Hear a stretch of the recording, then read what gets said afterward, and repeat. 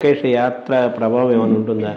ఆ యాత్ర తీరు ఎలా ఉంది? లోకేష్ ఎలా మీరు చూస్తున్నారు? గమనిస్తే చూస్తున్నాం కదా, మళ్ళీ అవే ఒక పిచ్చి డైలాగ్స్, ముఖ్యమంత్రి గారిని తిట్టుకుంటా, పనికి మాలినటువంటి ఆ భాష కూడా సరిగ్గా ఉండదు. వెంకటేశ్వర స్వామి ఆశయాల కోసం అంటే ఏంటండి ఇది? వెంకటేశ్వర స్వామి ఆశయాల కోసం ఈయన యాత్ర మొదలుపెట్టాడు. ఆయన ఎప్పుడు వచ్చి చెప్పారు నా ఆశయాన్ని నెరవేర్చాలని?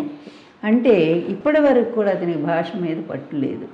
ఒక్క వాక్యాన్ని సరిగ్గా సరైన పదాలతో ఉచ్చరించలేడు. ప్రజలు ఎప్పుడో నిర్ధారించారు ఇతనికి ఏమీ తెలియదు అని చెప్పి, ఇతనికి ఏది రాదు.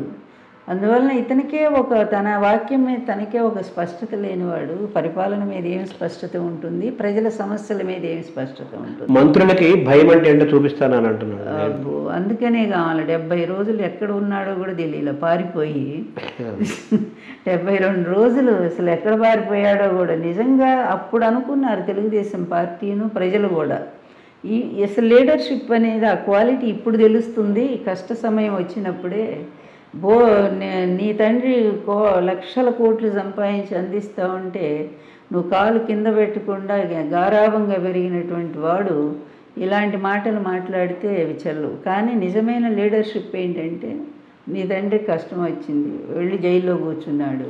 కష్టం అంటే అతనికి కష్టం, మీకు కష్టం, ప్రజలకు కాదు. అది అతను చేసిన పాపాలకి అది ప్రతిఫలం. అది అట్లా కూర్చున్నప్పుడు నువ్వు అప్పుడు నిలబడాలి గట్టిగా, పార్టీ క్యాడర్ని జారిపోకుండా నువ్వు నిలబడాలి పార్టీ కోసం. అప్పటికప్పుడే నువ్వు మధ్యంతరంగానే నీ పాదయాత్ర ఆపు చేసావు. ఆ పాదయాత్ర కూడా ఎంత దరిద్రంగా రాత్రుల్లో చేసేది పాదయాత్ర, పగలు చేయరా అది? ఇవన్నీ జిమ్మిక్కులు. ఇదంతా ప్రజలకు అర్థమవుతూనే ఉంది. నిజంగా పాదయాత్ర చేసిన వారు వైఎస్ రాజశేఖర రెడ్డి, జగన్మోహన్ రెడ్డి అనేది అందరికీ తెలుసు నిజమైన పాదయాత్రలు అంటే. కానీ ఈ తండ్రి కొడుకులన్నీ జిమ్మిక్కులు, మోసాలు, పచ్చ మీడియాను పొగట్టడానికి, పైన కూర్చోబెట్టడానికి. అలాగే ఇతనికి ఏ విధంగా కూడా క్వాలిటీస్ లేనటువంటి వ్యక్తి. రాజకీయాలకు కాదు కదా, కనీసం దేనికి కూడా పనికిరాని పరిణితి రాలేదంటారు. ఇప్పుడు పరిణితి అనేది ఇంకా రాలేదు, మెచ్యూరిటీ రాలేదు, ఇంకా అసలు రాదు కూడా, ఈ జన్మకు రాదు. ఎందుకంటే అతను ఆ విధంగా తీర్చిదిద్దబడిన వ్యక్తి.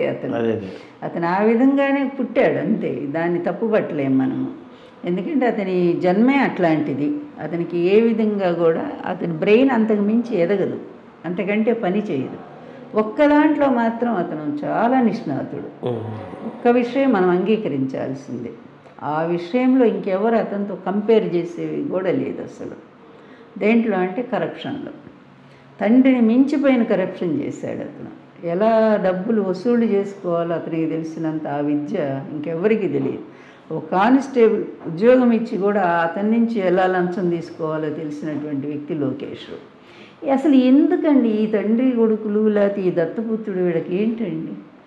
ఏ విధంగా ఇక్కడ ఉండరు, ఈ రాష్ట్రంలో ఉండరు, ఎక్కడో హైదరాబాద్లో మీ మకాం ఉంటుంది, ఏదో వలస పక్షుల్లాగా అప్పుడప్పుడు వస్తారు. కరోనాలో ఎక్కడ పోయారండి మీ ముగ్గురు?